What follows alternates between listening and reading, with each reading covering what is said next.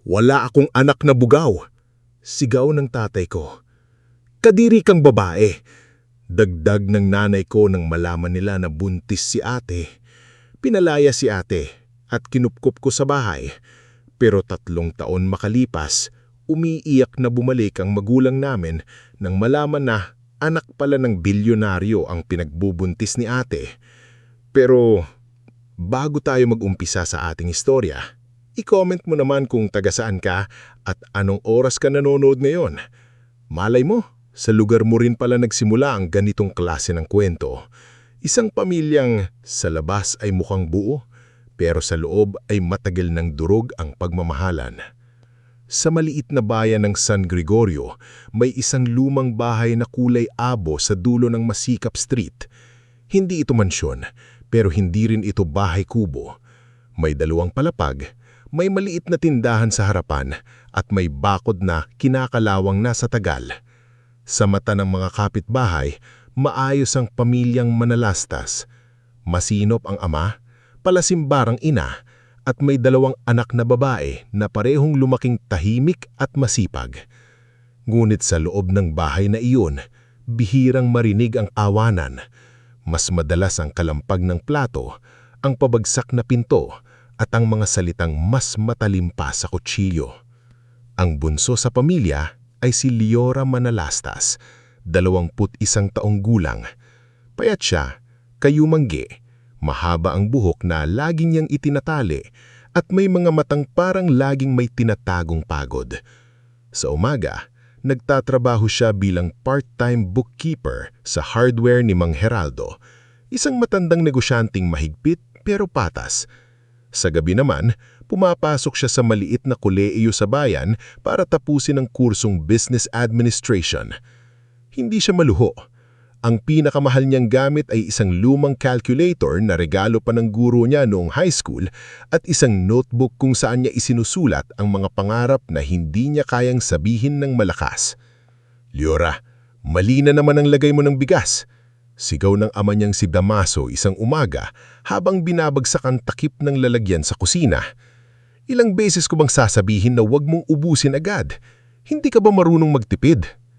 Tumigil si Leora sa paghihiwa ng sibuyas. Hindi niya na itinaas ang tingin. "Pa, isang takal lang po ang niluto ko. May pasok po kasi si Ate Silvia ng maaga at kayo rin po may almusal." "Sumasagot ka pa," putol ni Damaso. Namumula ang mukha. "Kaya ka hindi umuunlad kasi puro dahilan." Mula sa hapag, nakaupo ang ina nilang si Primarosa, suot ng malinis na duster at may hawak na rosaryo. Hindi siya sumigaw, pero mas masakit minsan ang kanyang katahimikan. Tumingin lang siya kay Leora mula ulo hanggang paa, saka malamig na nagsalita. "Bunso ka nga, pero parang ikaw pa ang pinakamatigas ang ulo. Matuto kang sumunod, hindi puro awa sa sarili." Sanay na si Leora. Bata pa siya, alam na niyang sa bahay nila, ang pagmamahal ay parang perang kailangang pagtrabahuhan. Kapag mataas ang brado, saka ka lang mabibigyan ng ngiti. Kapag may naiuwing sweldo, saka ka lang kakausapin ng mahinon. Kapag nagkamali ka, kahit maliit, parang nabura lahat ng mabuti mong ginawa. Ang panganay naman ay si Silvia Manalastas, 26 na taong gulang. Mas maputi siya kaysa kay Leora, mas maayos manamit, at mas sanay humarap sa tao dahil assistant nurse siya sa klinika ni Doktora Matilde sa kabilang barangay. Siya ang dating honor student, ang dating ipinagmamalaki ni Damaso sa mga inuman at ni Primarosa sa simbahan.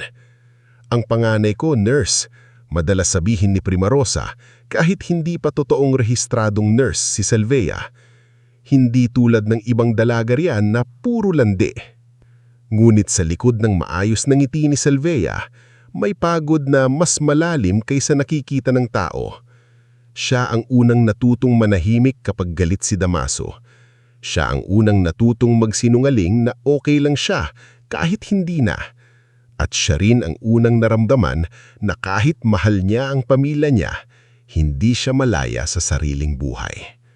Isang tanghali, habang nagliligpit si Silvia ng ganit sa klinika, dumating isang binitang may bitbit na kahon ng gamot para sa outreach program. Matangkad ito, simple ang suot, puting olo na hindi branded, maong na luma pero malinis, at rubber shoes na halatang madalas gamitin. Siya ay Cassian Viloria, pero sa unang pagkakakilala niya kay Salvea, ipinakilala niya ang sarili niyang bilang Cassian Villar, isang volunteer social worker mula sa foundation na tumutulong sa mga buntis, senior citizen at batang malnourished. "Pasensya na," sabi ni Cassian habang inilalapag ang kahon. "Dito po ba ang receiving area?" Napatingin si Salvea kay Cassian. "Oo, pero bakit ikaw lang? Akala ko may kasama kang staff." Ngumiti si Cassian, mahina at hindi mayabang. "May van dapat kaso nasiraan. Inuna ko na lang ihatid to. Baka kailanganin agad." "Ang bigat niyan," sabi ni Salvea. "Hindi ka man lang nagpatawag ng tulong?" "Sanay naman," sagot niya. "Mas mahirap ang maghintay ang pasyente kaysa mapagod ako." Hindi alam ni Salvea kung bakit tumatak sa kanya ang simpleng linyang iyon. Marami na siyang nakilalang lalaki sa bayan. Mayabang, maporma, madalas puro pangako. Pero si Cassian, tahimik. Hindi mahilig magyabang. Kapag may matandang pasyente, siya mismo ang nag-aalay. Kapag may batang umiiyak sa bakuna, siya ang unang lumuluhod para kausapin ito. Sa mga sumunod na linggo, madalas silang nagkakasama sa outreach. Doon nagsimula ang mga kwentuhan nila, hindi tungkol sa ligawan, kundi tungkol sa pangarap, pamilya at takot. "Bakit social work ang pinili mo?" tanong ni Salvea isang hapon habang nakaupo sila sa gilid ng covered court matapos mamigay ng vitamins. Tumingin si Cassian sa malayo. "Kasi lumaki akong napapaligiran ng mga taong maraming pera pero kaunti ang oras para makinig. Naisip ko baka mas kailangan ng mundo ang taong nakikinig." Napangiti si Salvea. "Ang lalim mo magsalita." "Hindi naman. Takot lang siguro akong maging tulad ng ibang kakilala ko." Hindi sinabi ni Cassian na anak siya ng pamilyang Viloria, isa sa pinakamayamang pamilya sa rehiyon. Hindi niya sinabi na ang apelyido niya ay nakaukit sa ospital, paaralan at hotel sa lungsod. Hindi dahil ikinahihiya niya ito, kundi dahil sa unang pagkakataon, may babaeng tumingin sa kanya na hindi alam ang laman ng bank account niya. Dahan-dahan, nahulog ang loob nila sa isa't isa. Hindi ito marahas, hindi pa dalos-dalos. Nagsimula sa payong na pinahiram ni Cassian noong umulan, sa kape na binili ni Salvea nang napuyat sila sa medical mission, sa liham na iniwan niya sa bag ni Salvea na may simpleng salitang, "Pahinga ka rin." At sa unang pag-aamin niya isang gabi sa harap ng maliit na kapilya. "Salvea," sabi ni Cassian, halatang kinakabahan. "Alam kong hindi perpekto ang buhay ko. May mga bagay akong hindi pa kayang sabihin, pero totoo ang nararamdaman ko." Matagal siyang tinitigan ni Salvea.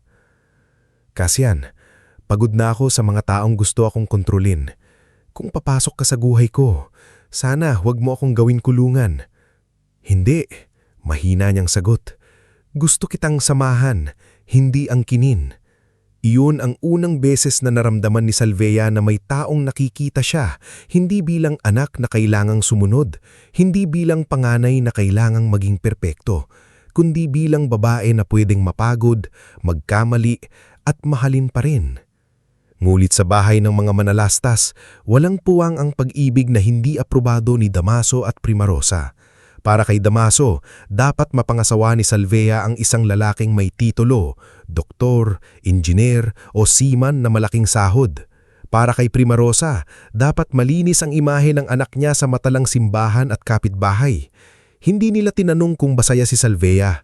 Ang mahalaga, walang bahid ang pangalan nila.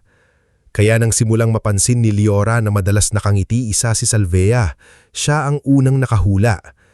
"Ate," bulong ni Liora isang gabi habang pareho silang naglalaba sa likod bahay. "May nagpapasaya sa'yo, no?" Nabitiwan ni Salvea ang kinukusot na blouse. "Halata ba? Ngayon lang kitang nakitang ngumiti habang pinapagalitan ni Mama ang kapitbahay." Napatawang mahina si Salvea. Bihira siyang tumawa sa bahay, kaya napatingin si Liora na parang nakakita ng himala. "Mabait siya, Liora. Hindi siya tulad ng iniisip ni Papa na lahat ng lalapit sa atin may masamang intensyon. Ate, kung mahal ka niya, sana ipaglaban ka niya. Gusto niya, pero may inaayos pa raw siyang problema sa pamilya niya. Hindi na nagtanong si Liora, pero kinabahan siya. Alam niyang sa bahay nila, kahit simpleng pagkakamali ay pwedeng gawing krimen. Paano pa kaya kung puso ang pag-uusapan? Dumating ang araw na nagsimulang mahilo si Salvea sa klinika. Akala niya puyat lang. Ngunit nang 3 umaga na siyang nasusuka, dinala sa kanyang kapwa-assistant na si Mirelia sa laboratorio. Doon niya nalaman ang bagay na magbabago ang buong buhay niya. Buntis siya. Matagal nakaupo si Salvea sa labas ng klinika. Hawak ang resulta. Parang nawala ang ingay ng tricycle, tindera at pasyente sa paligid. Ang una niyang inisip ay si Cassian. Ang pangalawa ay si Liora. Ang pangatlo ay ang mukha ni Damaso kapag nalaman nito. Tinawagan niya si Cassian, ngulit hindi sumasagot. Nag-text siya, walang reply. Hindi niya alam na noong araw ding iyon, bumiyahe si Cassian papunta sa probinsya para sanang kausapin ng isang taong makakatulong sa kanya na ipakilala si Salvea sa pamilya niya. Hindi rin niya alam na may paparating ng sakuna sa buhay ng lalaking mahal niya. Ang alam lang ni Salvea, mag-isa siya sa takot. Ilang araw niyang itinago ang pagbubuntis. Maluluwang na damit ang sinuot niya. Pilit niyang itinatago ang pagsusuka sa umaga. Ngulit walang lihim na nagtatagal sa bahay na puno ng mata at panghuhusga. Isang gabi, nakita ni Primarosa sa basurahan ng pregnancy test na binalot ni Salvea sa lumang dyaryo. Hindi sinadya ni Salvea, nakalimutan niyang itapon sa labas dahil sa hilo at pagod. "Salvea!" Sigaw ni Primarosa mula sa banyo. Ang boses niya ay hindi lang gulat, may halong pandidiri, takot at galit na parang nalugmok ang buong mundo niya. Lumabas si Liora mula sa maliit nilang kwarto. "Ma, anong nangyari?" Hawak ni Primarosa ang pregnancy test na parang maruming bagay. Naminginig ang labi niya. "Ito ba ang tinuturo ko sa inyo? Ito ba ang kapalit ng lahat ng sakripisyo namin?" Dumating si Damaso mula sa tindahan, pawisan at mainit ang ulo. "Ano na naman yan?" Hindi makapagsalita si Salvea. Nakaupo siya sa gilid ng kama, putla ang muka. Tumingin siya kay Liora at sa tinging iyon, naiintindihan agad ng bunso ang lahat.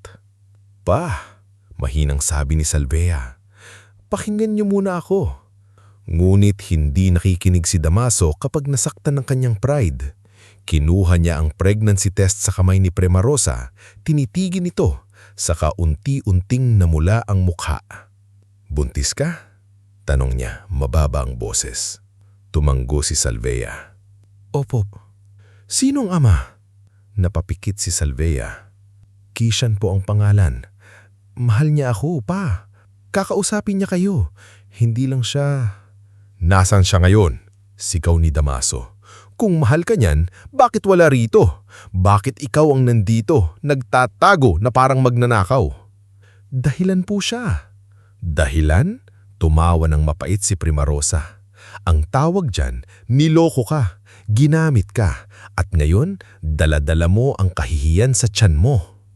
Narinig ng kapitbahay na si Aling Verdia ang sigawan at sumilip sa bukas na bintana. Dumating din ang pinsan nilang si Morven na kunwari ay bibili sa tindahan at ilang minuto pa pumasok si Tia Grasilda, kapatid ni Primarosa, dala ang mukha ng taong sabik makasagap ng iskandalyo. "Ano ba to, Rosa?" tanong ni Grasilda, pero halatang alam na niya. "May problema ba?" "Problema?" sambit ni Primarosa, umiiyak na sa galit. "Ang anak kong ipinagmamalaki ko, buntis, walang asawa, hindi namin kilala ang lalaki." Napatakip ng bibig si Grasilda. "Diyos ko, Salvea naman." Tumayo si Salvea, nanginginig. "Tia, hindi po ako masamang babae." Pero parang wala nang nakirinig sa kanya. Si Damaso ay naglakad papalikit, mabigat ang bawat hakbang. Si Liora naman ay humarang ng kaunti pero tinulak siya ng ama sa balikat. "Huwag kang makialam, Liora. Hindi ikaw ang kausap ko." "Pa, buntis si ate. Huwag niyo siyang sigawan ng ganyan." Lalong naggalit si Damaso. Itinuro niya si Salveia na parang hindi niya ito anak. Wala akong anak na bugaw. Natahimik ang buong sala. Kahit si Aling Virdia sa labas ay napaurong. Parang tumigil ang hangin. Si Salveia, na ilang araw nang pinipilit maging matatag, ay napahawak sa tiyan niya. Hindi dahil nasaktan lang siya para sa sarili niya, kundi dahil narinig iyon ng batang nasa sinapupunan niya. "Pa!" bulong niya, halos hindi lumalabas ang boses. Ngunit dinagdagan pa ni Primarosa ang sugat. Lumapit ito, luhaan ngunit matigas ang mukha. "Kadiri kang babae. Pinalaki kami ng maayos tapos ganito ang igaganti mo.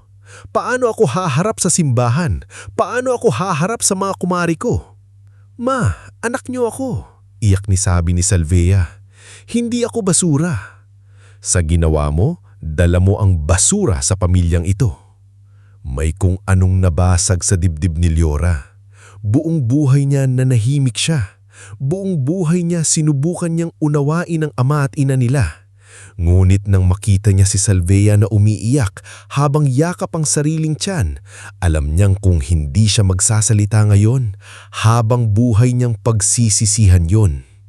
"Enough na, ma," sabi ni Leora. Lumingon sa kanya ang lahat. "Anong sinabi mo?" tanong ni Damaso. Lumunok si Leora pero hindi na siya umatras. "Sabi ko, tama na. Nagkamali man si ate sa tingin ninyo, hindi niyo pwedeng patayin sa salita ang ate ko. Buntis siya. Anak niyo siya. Kung naaawa ka, sumama ka sa kanya," hamon ni Primarosa. "Tingnan natin kung mabubuhay kayo sa awa." Tumawa ng mapang-insulto si Morven sa gilid. "Leora, huwag kang bida-bida. Wala kang matinong ipon." Hindi siya pinansin ni Leora. Pumasok siya sa kwarto nila ni Salveia, kinuha ang lumang maleta at inilagay doon ang ilang damit ng ate niya.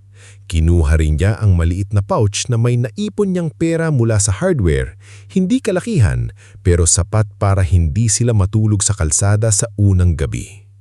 "Leora, huwag," iyak ni Salveia. "Mapapahamak ka dahil sa akin." Lumapit si Leora at hinawakan ng kamay ng ate niya. "Hindi ako napapahamak kapag pinipili kitang hindi iwan."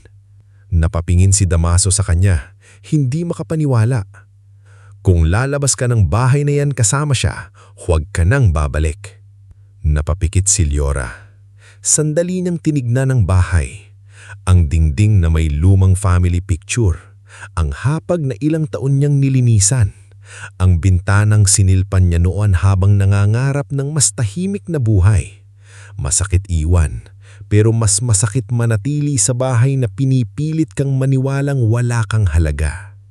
Kung ang kapalit ng pananatili ko rito ay ang pagtalikod kay ate. Mahina pero malinaw niyang sabi, "Hindi na po ito bahay para sa akin." Napaiyak si Salveia. "Leora, kunin mo ang shawl mo ate, malamig sa labas." Habang palabas sila ng pinto, humabol ang boses ni Primarosa. "Balang araw, luluhod din kayo sa amin." Hindi lumingon si Leora. Si Salveia, kahit nanginginig, ay humakbang palabas, hawak ang tiyan niya. Sa labas, nakatingin ang ilang kapitbahay. May nanghuhusga, may naaawa, may tahimik lang dahil takot madamay. Bumuhos ang mahinang ulan habang tinatahak ng magkapatid ang kalsada. Isang maleta, isang pouch ng konting pera, at isang batang hindi pa naiisilang ang dala nila. Walang kasiguraduhan kung saan sila pupunta. Walang kasiguraduhan kung paano sila kakain kinabukasan. Pero sa unang pagkakataon sa mahabang panahon, habang hawak ni Leora ang kamay ni Salveia, naramdaman nilang kahit pinaalis sila sa sariling tahanan, hindi sila tuluyang nawala.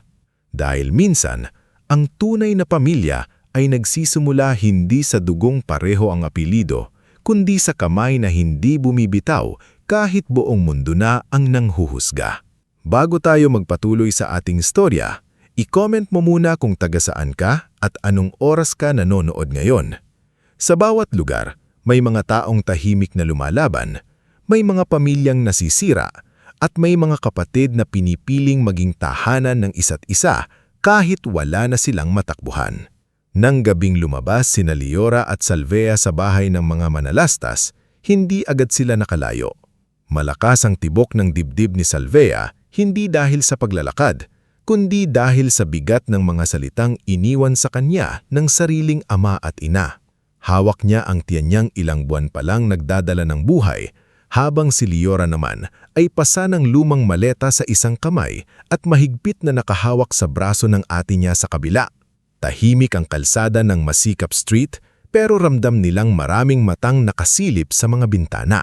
May mga kapitbahay na nagpapanggap na nagwawalis, may nakatayo sa gate, may bumubulong. Ang ulan ay unti-unting lumalakas, binabasa ang buhok at damit nilang dalawa. Wala silang payong, wala rin silang malinaw na pupuntahan. "Ate, kaya mo pa?"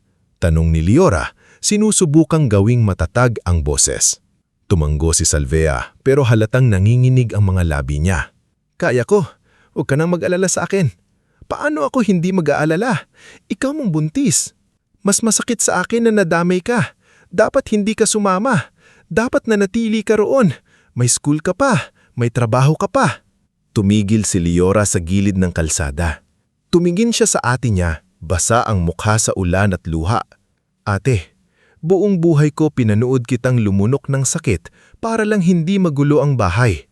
Ngayong ikaw naman ang kailangan ng kakampi. Hindi ako pwedeng manatili roon na parang walang nangyari." Hindi na nakasagot si Salvea. Yumuko siya at hinawakan ng kamay ni Liora. Sa simpleng kapit na yun, parang pansamantalang nabawasan ng bigat ng mundo. Dinala sila ng mga paa nila sa palengke ng San Gregorio, kung saan may ilang ilaw pang bukas sa mga karinderya at tindahan ng gulay.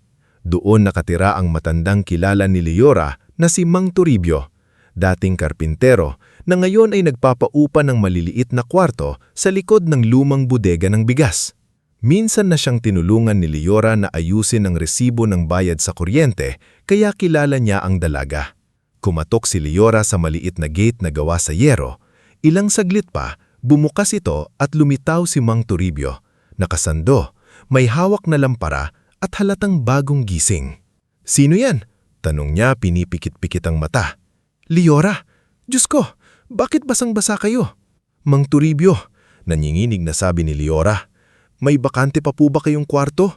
Kahit maliit lang, kahit bukas na po kami magbayad ng kulang. Kailangan lang po namin ng matutuluhan ngayong gabi." Tumingin si Mang Toribio kay Salvea, napansin ang kamay nito sa tiyan at tila naintindihan agad ang sitwasyon kahit walang maraming tanong. Hindi siya gaya ng ibang tao na unang hinahanap ang kasalanan bago magbigay ng tulong. May isa pa sa dulo, maliit, may tulo ang bubong kapag malakas ang ulan. Pero may banig, may bumbilya at may kandado ang pinto. "Magkano po?" tanong ni Liora. "Bukas na natin pag-usapan. Pumasok muna kayo bago kayo magkasakit." Sa likod ng bodega, nadaanan nila ang makitib na eskinita na amoy basang kahoy at lumang sako. Ang kwartong ibinigay ni Mang Toribio ay halos kasya lang ang isang kama, isang maliit na mesa at plastic cabinet na may sirang hawakan. May bitakang dingding at sa kisame ay may isang bahagi na tinakpan ng tarpaulin. Pero may bintanang maliit, may ilaw at higit sa lahat, walang sumisigaw. Pagkasara ng pinto, naupo si Salvea sa gilid ng kama. Doon tuluyang bumigay ang lakas niya. Humagulhol siya, hindi malakas kundi pigil na pigil siyang parang hindi niya ayaw marinig ng buong mundo. Lumapit si Liora, lumuhod sa harap niya at yinakap siya. "Hindi ka kadiri, ate." Bulong ni Liora. "Hindi ka basura. Hindi ka masamang babae. Pero bakit parang ganoon ako sa mata nila?" Sagot ni Salvea. "Bakit parang nabura lahat ng ginawa kong tama dahil lang buntis ako? Dahil mas mahal nila ang pangalan nila kaysa sa atin." Sagot ni Liora. At kahit masakit sabihin, alam nilang totoo. Kinabukasan, nagsimula ang tunay nilang laban. Sa umaga, gumising si Liora ng alas 5 para pumasok sa hardware ni Mang Heraldo. Bago umalis, bumili siya ng 2 pandesal at isang sachet ng kape sa tindahan ni Aling Naida, isang biyudang tindera sa palengke na kilala sa matalas na dila pero malambot ang puso. Nang makita nitong buntis si Salvea at halos walang makain, dinagdagan niya ng 1 pirasong itlog na maalat ang supot. "Oh, kunin niyo," sabi ni Aling Naida. Huwag na kayong maarte, hindi utang yan. Ayoko lang makakita ng buntis na nanginginig sa gutom. Salamat po, sabi ni Salvea, nahihiya. Salamat ng salamat. Basta pag yumaman kayo, huwag niyo akong kalimutan. Biro ni Aling Naida, sabay tingin kay Leora. Ikaw bunso, huwag mong pabayaan sarili mo. Ang tagapagligtas, napapagod din. Ngumiti si Leora pero ramdam niya ang pagod kahit nagsisimula pa lang ang araw. Sa hardware, napansin ni Mang Hiraldo ang pamumugto ng mata niya. May problema ka ba, Leora? Tanong ng matanda habang nagbibilang ng pako. Wala po, Mang Hiraldo. Konting puyat lang. Tinitigan siya nito. Hindi ako ipinanganak kahapon. Pero kung ayaw mong magsabi, hindi kita pipilitin. Ang mahalaga, kung kailangan mo ng dagdag na oras, sabihin mo. Doon nagsimulang kumuha si Leora ng dagdag na trabaho. Sa umaga, bookkeeper siya sa hardware. Tuwing tanghali, tumutulong siya kay Aling Naida maglista ng utang ng mga mamimili kapalit ng ulam. Sa gabi, nag-aaral pa rin siya. Kahit minsan ay nakakatulog na siya habang hawak ang ballpen. May mga araw na gusto niyang umiyak sa pagod pero kapag nakikita niya si Salvea na pinipilit kumain kahit nagsusuka, sinasabi niya sa sarili, "Konti pa, kayanin mo pa." Si Salvea naman, kahit mabigat ang katawan at sugatan ang damdamin, ay hindi pumayag na maging pabigat. Tinangka nang bumalik sa dating klinika, pero malamig siyang hinarap ni Doktora Matilde. "Salvea," sabi nito habang iniiwas ang tingin, "magaling kang assistant, pero may mga pasyente tayong konserbatibo. Baka pag-usapan ng klinika." Ibig sabihin, hindi na siya kailangan. Lumabas si Salvea sa klinika na bitbit ang lumang bag at dignidad na pinilit niyang buuin. Sa labas, nakita siya ni Mirela, dating kasamahan at buntis din sa ikalawang anak. "Salvea," tawag ni Mirela, "balita ko, umalis ka na raw sa inyo." Hindi agad sumagot si Salvea. Hindi nang husga si Mirela. Sa halip, hinawakan niya ang kamay nito. "Kailalan ko nang kasama sa bahay minsan. Hirap na ako maglaba at maglinis dahil malapit na akong manganak. Kung gusto mo, bayaran kita kahit konti. Hindi malaki pero mas mabuti kaysa wala." Mula roon, nagsimulang tumulong si Salvea sa mga buntis at matatandang kapitbahay. Hindi niya inaisuot ang puting uniforme niya sa klinika, pero ang mga kamay niyang sanay mag-alaga ay muling nagkaroon ng silbi. Nagluluto siya ng lugaw para kay Mirela, nagmamasahe ng paa ng matandang si Lola Benilda at tumutulong maglinis ng sugat ng batang si Kiko Maralit, isang ulilang palaboy sa palengke na madalas na magagasgas dahil sa pagbubuhat ng paninda. Si Kiko ay 11 taong gulang, payat, maitim sa araw at laging may dalang lumang sako. Natutulog siya minsan sa ilalim ng mesa ng karinderiya kapag umuulan. Noong unang makita ni Salvea ang sugat nito sa tuhod, tinawag ito. "Kiko, halika rito. Linisin natin yan." "Wala po akong pambayad," mabilis na sabi ng bata. "Hindi lahat ng tulong may bayad," sagot ni Salvea. Tinignan siya ni Kiko na parang hindi sanay makarinig ng ganoon. Mula noon, kapag may mabigat silang bitbit na timba o supot ng bigas, biglang sumusulpot si Kiko para tumulong. "Libre lang po ito kay Leora," habang binubuhat ang isang sako ng uling.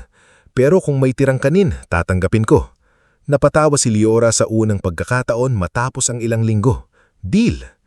Dumating din sa buhay nila si Doktora Febrina Solon, isang doktor sa health center na mas bata kaysa Doktora Matilde pero mas may puso. Nakita si Salvea isang araw na nakapila sa libreng check-up. Nang nalamang dating assistant nurse si Salvea, kinausap niya ito ng pribado. "Bakit ngayon ka lang nagpa-check-up?" tanong ni Doktora Febrina habang sinusukat ang blood pressure niya. "Nag-iipon muna kami," nahihiyang sagot ni Salvea. "Hindi dapat ipinagpapaliban ng prenatal check-up. Mula ngayon, pupunta ka rito kada schedule. Kung may kailangan kang gamot, kakausapin ko ang barangay." "Doktora, wala po akong malaking pambayad." Tumingin si Doktora Febrina sa kanya. "Ang bayad mo, aalagaan mo ang sarili mo at ang bata. Yun muna."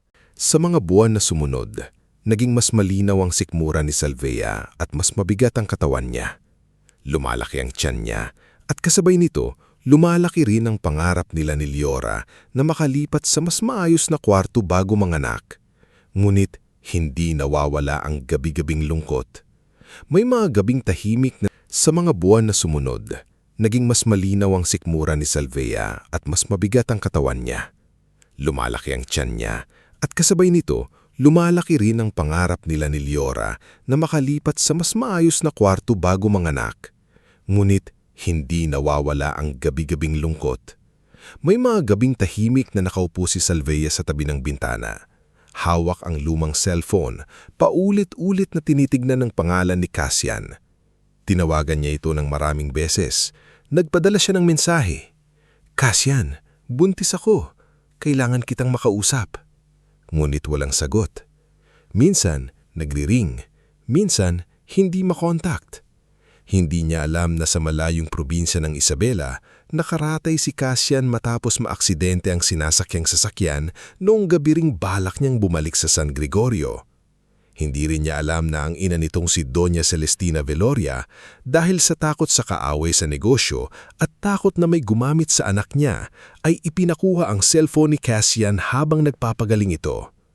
"Kapag magaling ka na, saka natin naayusin ang lahat," sabi ni Doña Celestina sa anak, kahit hindi nito alam na may babaeng naghihintay at nagdadalang tao. Sa panig ni Salvea, ang katahimikan ni Cassian ay mukhang pag-iiwan, at kahit mahal niya ito, natutunan niyang hindi pwedeng doon umikot ang buhay niya. Isang gabi, habang binibilang ni Liora ang natitirang pera nila, napansin niyang nakatingin si Salvea sa tiyan niya. "Anong iniisip mo, ate?" "Kung magiging mabuting ina ba ako?" sagot ni Salvea. "Paano kung paglabas niya, wala akong maibigay?" Lumapit si Liora at inilapag ang notebook niya. "May maibibigay ka. Sarili mo, pagmamahal mo, at ako. Kasama mo ako." "Hindi ba nakakapagod?" "Nakakapagod," amin ni Liora. "Pero mas nakakapagod siguro kung iniwan kita." Napangiti si Salvea habang umiiyak. Sana paglaki niya, malaman niya na may tita Liora siyang naging unang tahanan niya. "Hindi lang tita," biro ni Liora. "Accountant, yaya, bodyguard at tagabili ng suka kapag naglihi ka na naman." Tumawa si Salvea at sa maliit na kwartong may tulo ang bubong, ang tawanan nilang iyon ay parang unang sinag ng araw matapos ang mahabang bagyo. Ngunit isang gabi ng Setyembre, dumating ang matinding ulan na parang ibinubuhos ang buong langit sa San Gregorio. Bumaha sa palengke, pumasok ang tubig sa ilalim ng pintuan ng paupahan. Si Liora ay naglalagay ng basahan sa sahig nang biglang napahawak si Salvea sa tiyan niya. "Liora!" Mahinang tawag. Napalingon si Liora. "Ate, nararamdaman ko na." Nalaglagan basahang hawak ni Liora. "Ngayon, ate, ang lakas ng ulan. Hindi ko na mapipigilan." Agad na kumaripas palabas si Liora kahit lampas bukong-bukong na ang baha. Tinawag niya si Mang Toribio, si Aling Naida at si Kiko na natutulog sa silong ng karinderya. Si Mang Idelfonso, isang tricycle driver na kilala sa pagiging masungit pero laging tumutulong sa emergency, ang nagpilit paandarin ang kanyang tricycle kahit halos abutin na ng tubig ang makina. "Isakay niyo na!" sigaw ni Mang Idelfonso. "Walang buntis na manganganak sa kwartong may tulo habang nandido ako." Binalot nila si Salvea sa kumot. Si Kiko ang humawak sa payong kahit siya mismo ay basang-basa. Si Aling Naida ang nag-abot ng plastik na may damit ng sanggol na dati pa niyang inipon. Si Mang Idelfonso naman ang nagbuhat ng maleta. Si Liora naman ay hindi binitawan ng kamay ng ate niya habang umaalog ang tricycle sa baha. Sa lying-in clinic, nandun na si Doktora Febrina, basang-basa rin ng buhok dahil galing pa siya sa health center. "Salvea, huminga ka. Kaya mo ito." "Hindi ko kaya," umiyak na sabi ni Salvea. "Kaya mo," mariminang sabi ni Liora mula sa tabi niya. "Ate, mas marami ka ng kinaya kaysa Bito." Ilang oras ang lumipas. Sa labas, naghintay sina Mang Idelfonso, Aling Naida, Kiko at Mang Toribio na parang sila mismo ang pamilya. Sa loob, piniga ni Salvea ang lahat ng lakas na natitira sa kanya. Sa bawat sigaw, naaalala niya ang boses ng ama niyang itinakwil siya. Sa bawat sakit, naaalala niya ang ina niyang sinabing kadiri siya. Ngunit nang marinig niya ang unang iyak ng sanggol, lahat ng salitang iyon ay tila unti-unting natabunan ng isang bagong tunog. Buhay. "Babae," Sabi ni Doktora Febrina, nakangiti habang inilalabit ang sanggol. Malakas, maganda, matapang tulad ng nanay niya. Napaiyak si Salvea habang niyayakap ang anak.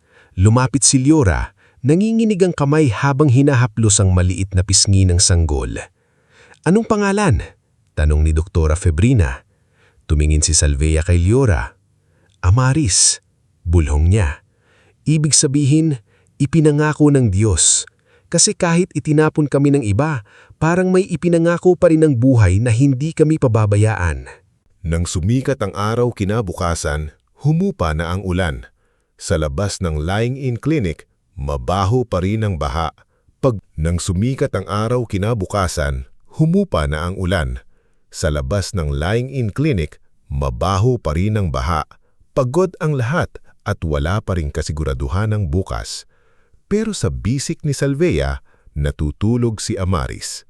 Sa tabi niya, nakaupo si Liora, puyat, gutom at halos maubos ang lakas pero may kakaibang liwanag sa mga mata. Doon nagsimula ang tunay na pagbabago ng buhay nila. Hindi sila biglang yumaman, hindi biglang nawala ang problema, pero mula nang dumating si Amaris, hindi na lang silang dalawang babaeng pinalayas sa sariling bahay. Sila ay naging isang maliit na pamilya. At sa maliit na pamilyang yon, nagsimulang tumubo ang pag-asang matagal nang ipinagkait sa kanila. Bago tayo magpatuloy sa ating istorya, i-comment mo muna kung taga-saan ka at anong oras ka nanonood ngayon. Dahil minsan, sa oras na akala natin ay pinakadilim na bahagi ng buhay, doon pala unti-unting hinuhubog ang lakas na gagamitin natin pagdating ng panahon. Mula nang isilang si Amaris sa gabing bumaha sa San Gregorio, nagbago ang ikot ng maliit na mundo ni Salvea at Liora. Hindi ibig sabihin noon ay gumaan agad ang buhay nila. Sa katunayan, mas dumami pa ang kanilang responsibilidad. May gatas na kailangang bilhin, lampin na kailangang labhan, gamot na kailangang ihanda kapag nilalagnat ang sanggol, at upa sa maliit na kwartong hindi pwedeng malimutan kahit gaano sila kapos. Pero kahit ganon, may nabago sa puso nila. Hindi na lamang silang dalawang babaeng itinakwil ng sariling pamilya. Sila ay naging tahanan ng isang munting batang sa bawat iyak at ngiti ay nagpapaalala sa kanilang may dahilan pa para bumangon. Sa unang taon ni Amaris, halos hindi natutulog ng mahimbing si Salvea. Kapag madaling araw, siya ang unang nagigising sa mahihinang iyak ng bata. Kapag naaantok na siya habang nagpapadede, si Liora naman ang tatayo upang magpainit ng tubig o maglaban ng lampin sa likod ng paupahan. Madalas, habang naghuhugas si Liora sa ilalim ng mahinang ilaw, naririnig niya si Salvea na marahang kinakantahan si Amaris. Tulog na anak, bulong ni Salvea, pagod pero malambing. Hindi man maganda ang simula natin, gaganda rin ang bukas mo. Pangako yan ni Mama. Tuwing maririnig yun ni Liora, mas lalo niyang pinipigilan ng sarili na mapagod. Alam niyang hindi pa tapos ang laban. Ang pangakong yun ni Salvea kay Amaris ay pangako na rin nilang dalawa sa isa't isa. Hindi nagtagal, natutunan nilang pagkasyahin ang bawat piso. Si Liora ay patuloy na nagtrabaho kay Mang Heraldo sa hardware, pero sa gabi ay tinanggap niya ang maliliit na accounting jobs ng mga tindera sa palengke. May nagbabayad sa kanya ng 20 pesos para ayusin ang listahan ng utang, may nagbibigay ng gulay kapalit ng pagkwenta ng puhunan, at may nag-aabot ng tirang ulam kapag alam nilang wala na silang pambili. Si Salvea naman, matapos makarecover sa panganganak, unti-unting bumalik sa pagtutulong sa mga kapitbahay. Hindi man siya tinanggak pabalik sa dating klinika, naging kilala siya sa palengke bilang babaeng marunong mag-alaga ng buntis, bata at matanda. Tinatawag siya kapag may lagnat ang anak ni Mirelia.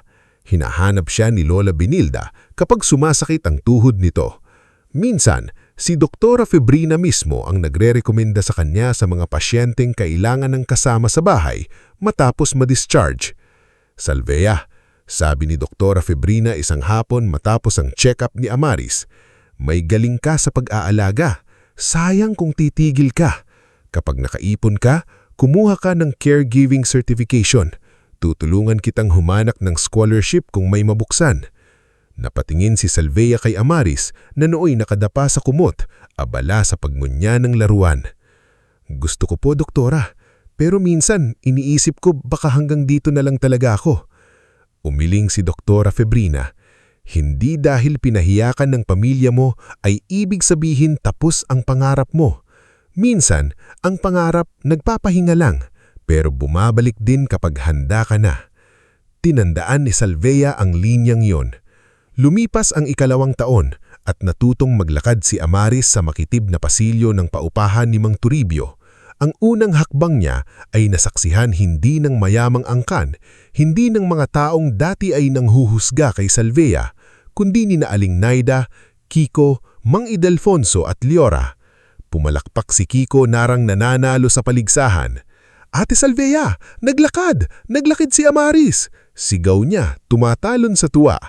Napaupo sa sahig si Salvea at ninakap ang anak. "Ang galing ng anak ko!" Lumapit si Liora, dala ang basang palanggana. "Naku, ibig sabihin nito mas marami na tayong hahabulin." Tumawa silang lahat. Sa simpleng sandaling yun, parang naging piyesta ang maliit na eskinita. Ngunit kasabay ng paglaki ni Amaris, lumaki rin ang pangangailangan nila. Hindi sapat ang kita ni Liora at Salvea. Kaya isang araw, nang may nagkasakit na tindera at naiwan ng maramihang order ng ulam para sa mga construction worker, naglakas loob si Salvea na magluto. Tinulungan siya ni Liora sa paglista ng gastos. Aling Naida ang nagpahiram ng malaking kaldero. Mang Toribio ang gumawa ng makeshift na lutuan sa likod ng bodega. Si Kiko ang tumakbo para bumili ng sibuyas, bawang at luya. "Ate, sigurado ka ba rito?" tanong ni Liora habang hinahalo ang adobong manok sa malaking kawali. "Hindi," sagot ni Salvea, pawisan at kabado. "Pero kung maghihintay tayo maging sigurado bago sumubok, baka maubos tayo sa takot." Nang araw na iyon, naubos ang niluto nilang adobo at ginisang gulay. Kinabukasan, may nag-order ulit. Sa sumunod na linggo, may mga guro sa daycare na nagpasabay ng tanghalian. Pagkaraan ng ilang buwan, kilala na sa palengke ang maliit nilang lutong bahay delivery service na tinawag ni Liora na Kusina ni Amaris. "Bakit pangalan ko?" tanong ng maliit na si Amaris isang umaga habang nakaupo sa kahon at hawak ang plastik na kutsara. "Dahil ikaw ang dahilan kung bakit hindi kami sumuko," sagot ni Salvea. "Dahil ikaw ang boss namin," dagdag ni Liora, pinisil ang pinsi ng bata. "Boss ako?" inosenteng tanong ni Amaris. "Oo," sabi ni Kiko na ngayon ay regular nang tumutulong sa paghahatid ng order kapalit ng pagkain at baon sa school. "Kaya dapat bigyan mo ako ng day off." Tumawa si Amaris at ang tawa niyang iyon ay naging paboritong tunog ng buong paupahan. Hindi mabilis ang pag-angat nila. May mga araw na nalulugi sila dahil tumaas ang presyo ng manok. May mga gabi na napapaso ang kamay ni Salvea sa kawali. May mga umaga na umiiyak si Liora dahil nagkamali siya sa bilang ng utang at kailangang humingi ng pasensya sa supplier. Pero sa bawat pagkakamali, natututo sila. Naglagay si Liora ng maliit na notebook para sa orders, delivery schedule at puhunan. Si Salvea naman ay nag-eksperimento ng murang menu na masustansya. Munggo with malunggay, chicken arroz caldo, pakbet at lumpiang gulay. Hindi ito pagkain ng mayayaman pero malinis, masarap at niluto ng may dangal. Dahil doon, unti-unti lumaki ang tiwala ng tao. Ang mga nurses sa health center ay nag-order ng packed lunch. Ang mga guro sa daycare ay nagpasabay ng merienda. Kahit si Mang Heraldo na dating bihirang pumuri ay umorder ng 10 bilaw ng pansit para sa birthday ng apo niya. "Liora," sabi niya habang inaabot ang bayad, "hindi ko akalaing marunong kayo sa ganito." "Hindi rin po namin akalaing kakayanin namin," sagot ni Liora. "Mas maraming tao ang natatalo hindi dahil wala silang talento, kundi dahil may mga taong pinaniwala silang wala silang halaga. Mabuti at hindi kayo naniwala." Tumahimik si Liora. Sa isang iglap, naalala niya ang mukha ni Damaso at Primarosa noong gabing pinalaya sila. Masakit pa rin, pero hindi na siya natutumba sa alaalang iyon gaya dati. May ginagawa na silang buhay na hindi nakasandal sa awa ng mga magulang nila. Sa ikatlong taon ni Amaris, nagsimula namang gumalaw ang inggit ng ibang tao. Sa kabilang bahagi ng bayan, may malaking catering business si Belisario Quintanar, isang lalaking sanay na siya lang ang kinukuha sa mga okasyon ng munisipyo at paaralan. Malaki ang kanyang kusina, may uniformadong staff at may makintab na sasakyan para sa delivery. Ngumit napansin niyang may ilang dating customer ang lumilipat sa kusina ni Amaris dahil mas mura at mas personal ang serbisyo. Isang dating disgrasyada at kapatid niyang nagmamarunong sa accounting ang kumakain sa kita ko, singhal ni Belisario sa kanyang assistant na si Nerissa habang hawak ang listahan ng canceled orders. "Sir, maliit lang naman sila." "Mas delikado ang maliit kapag minahal ng tao," sagot ni Belisario. "Kailangan silang putulin bago lumaki." Doon niya kinausap si Jonalyn Vesper, isang lokal na vlogger na kilala sa paggawa ng chismis na kunwari ay public service. Mahilig itong mag-live sa palengke, magtanong ng mapanirang tanong at magpanggap na concerned citizen. "May kwento ako sa iyo," sabi ni Belisario habang inaabutan siya ng sobre. Tungkol sa isang lutong bahay business na walang permit, marumi raw ang kusina at ang may-ari ay may dilim na nakaraan. Ngumiti si Jonalyn. "Sir, kapag pumutok to online, trending tayo." Hindi nagtagal, kumalat ang video ni Jonalyn. Nakatayo siya sa harap ng palengke, may malakas na poses at exaggerated na mukha. "Mga ka-Vesper, mag-ingat po tayo sa kinakain natin. May isang sikat na lutong bahay dito sa San Gregorio pero may mga nagsasabing hindi raw malinis ang pinanggagalingan at ang mas shocking, ang nagluluto raw dito ay isang babaeng dati nang nasangkot sa iskandalo." Nang mapanood yun ni Salvea, nanginig ang kanyang kamay habang hawak ang cellphone. Hindi na niya inisip ang sarili niya. Ang una niyang tinignan ay si Amaris na natutulog sa banig. "Liora," bulbul niya, "paano kung mawalan tayo ng customer? Paano si Amaris?" Kinuha ni Liora ang cellphone at pinatay ang video. "Hindi tayo tatakbo. Malinis ang ginagawa natin. May resibo tayo. May health certificate tayo dahil tinulungan tayo ni Doktora Febrina."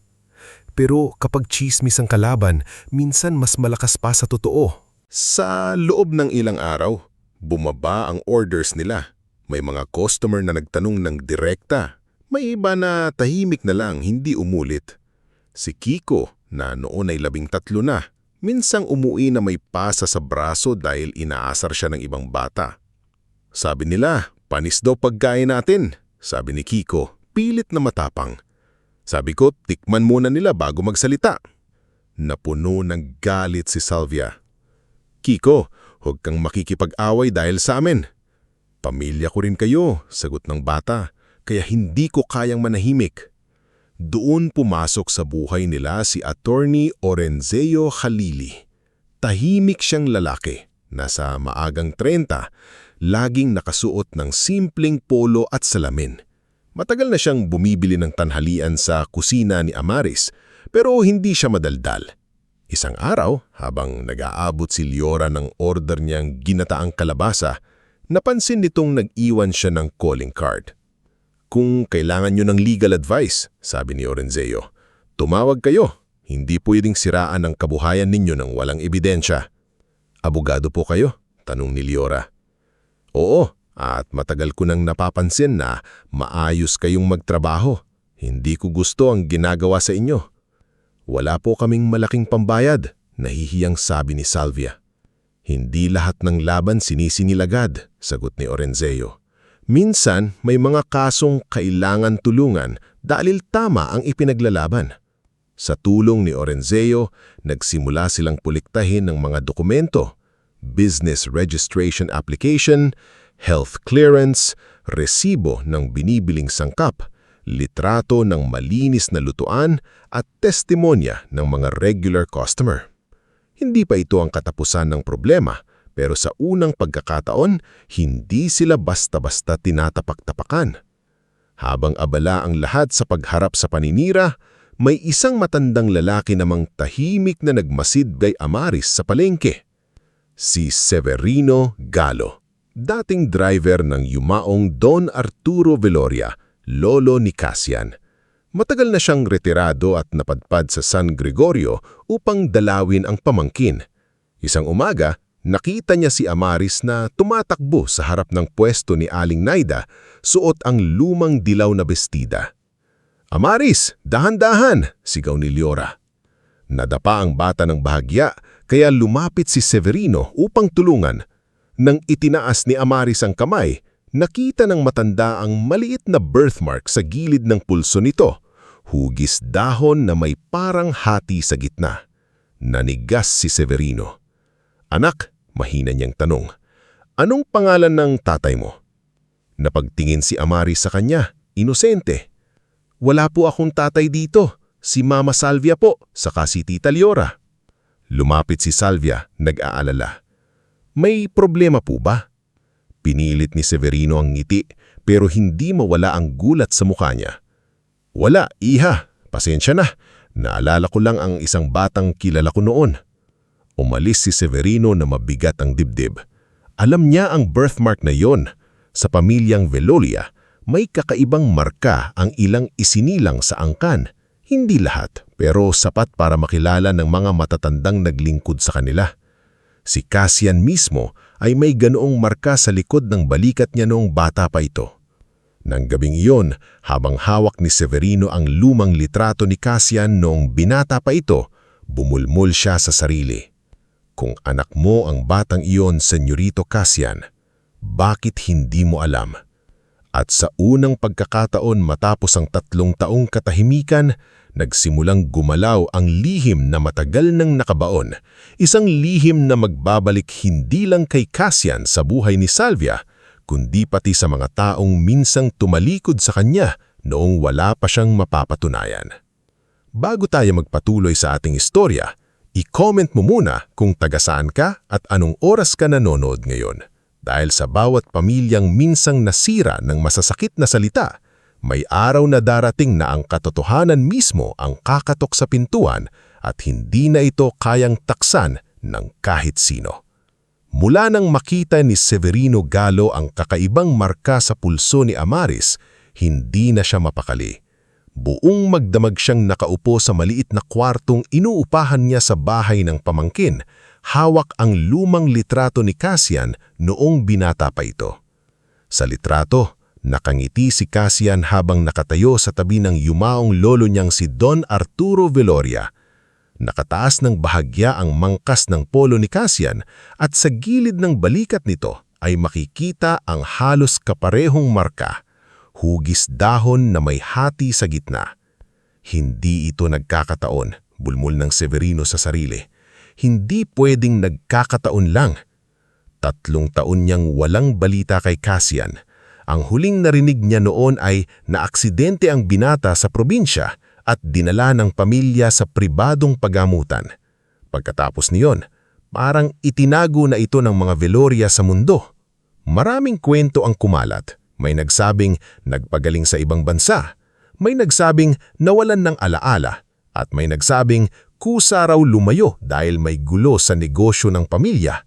Ngunit para kay Severino, may parte ng kwentong iyon na hindi sinabi sa lahat.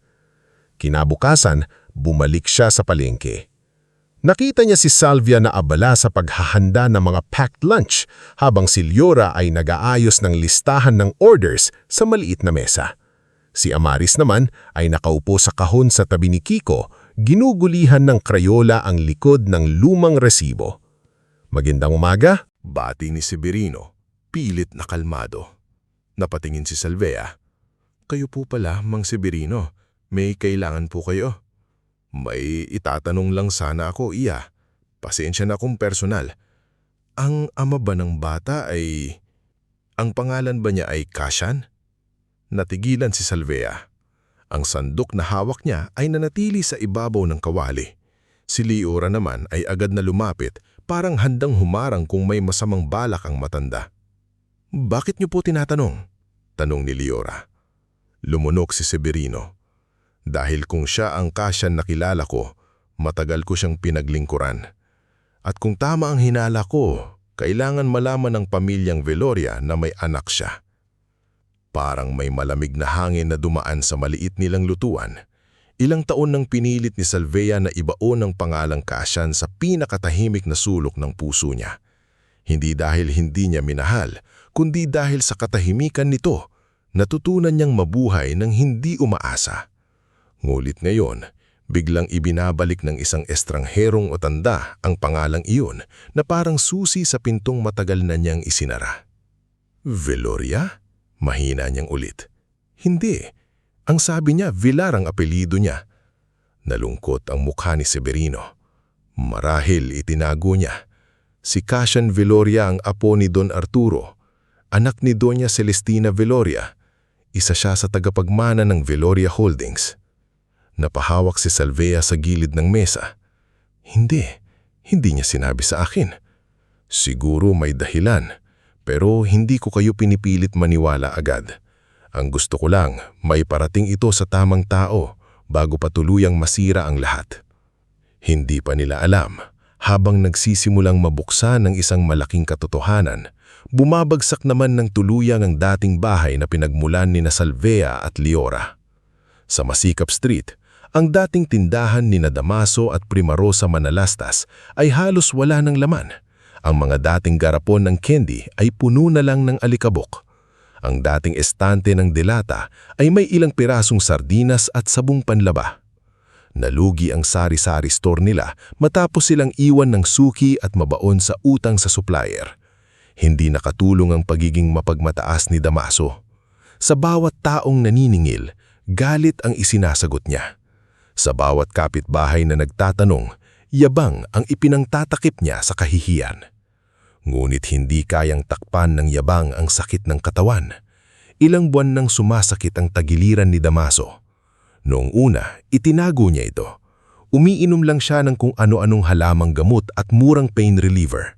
Pero isang umaga, bumagsak siya sa likod ng tindahan habang nagbubuhat ng sako ng bati ni Severino, pilit na kalmado. Napatingin si Salvea. Kayo po pala, Mang Severino. May kailangan po kayo. May itatanong lang sana ako, iya. Pasensya na kung personal. Ang ama ba ng bata ay... Ang pangalan ba niya ay Cassian? Natigilan si Salvea.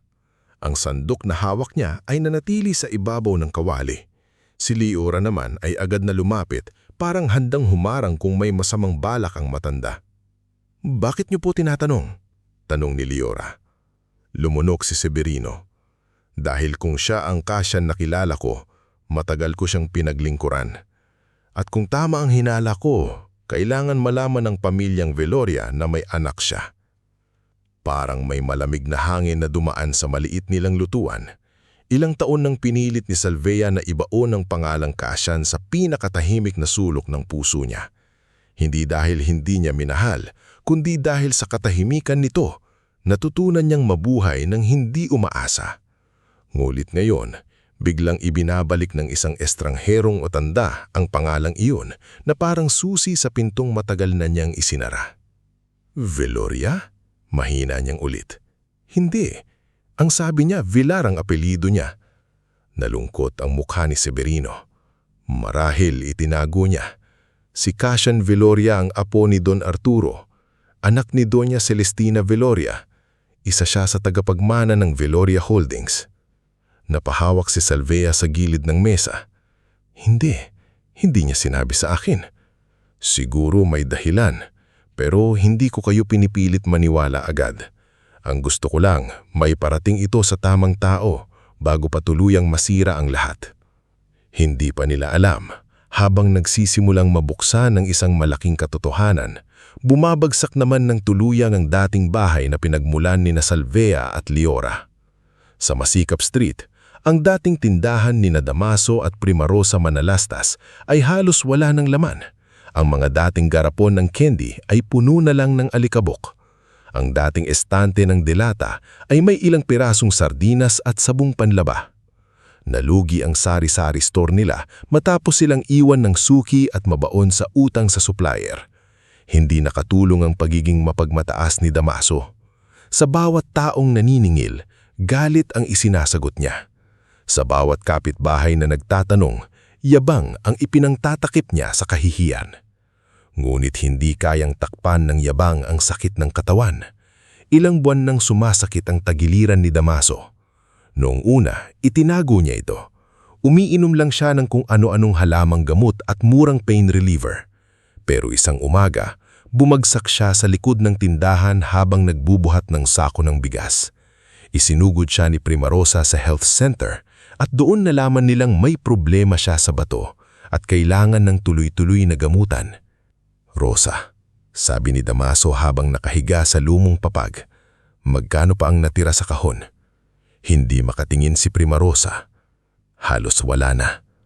Humingi ka kay Grasilda." "Humingi na ako." Sabi niya marami rin daw siyang babayarin. Napapikit si Damaso.